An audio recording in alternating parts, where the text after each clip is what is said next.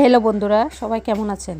যারা দীর্ঘদিন ধরে চুল পড়া সমস্যায় ভুগতেছেন, আজকে তাদের জন্য নিয়ে আসলাম একটা টিপস, যেটা খুবই কার্যকারী এবং উপকারী। এটা ব্যবহার করলে মাথার চুল পড়া রোধ হবে।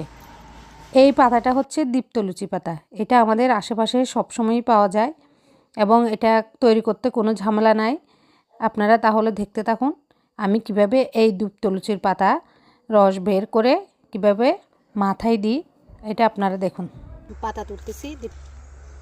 দেখুন, এখন আমরা দীপ্তলুচি বলে এটা আপনারা চিনেন। এটা সচরাচর স্যাঁতস্যাঁতে জায়গায় জন্মগ্রহণ করে। এটার আসলে একটা ঔষধি গুণ আছে। এটা আমাদের চুল পড়া রোধ করে। যাদের চুল পড়ে যাচ্ছে তারা মাথায় দিলে চুল আর পড়বে না এবং চুল স্বাস্থ্য উজ্জ্বল হবে।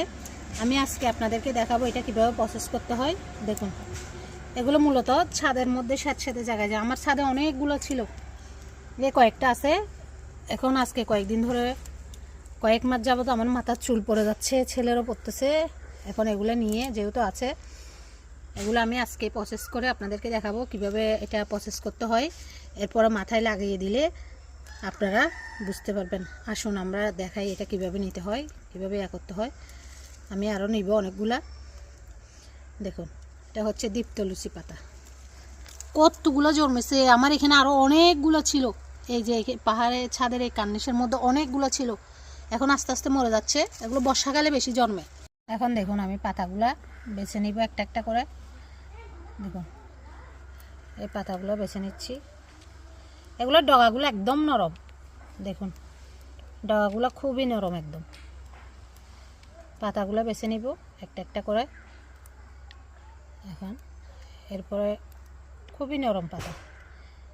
এগুলো আসলে মাথায় আপনার দিলে খুবই উপকারী। আপনি নিতেও খুবই সহজ, শুধু একটু খুঁজে নিতে হবে।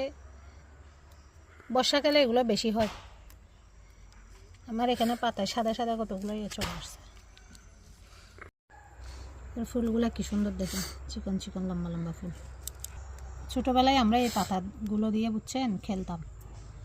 এগুলাকে আমরা মোরগ বানাইতাম, মুরগি বানাইতাম। কত কত সুন্দর, কি নরম ডগাগুলো।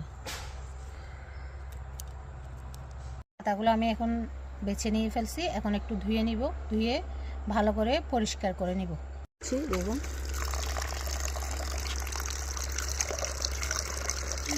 মাটি থাকে তো সেই জন্য দিয়ে নিচ্ছি।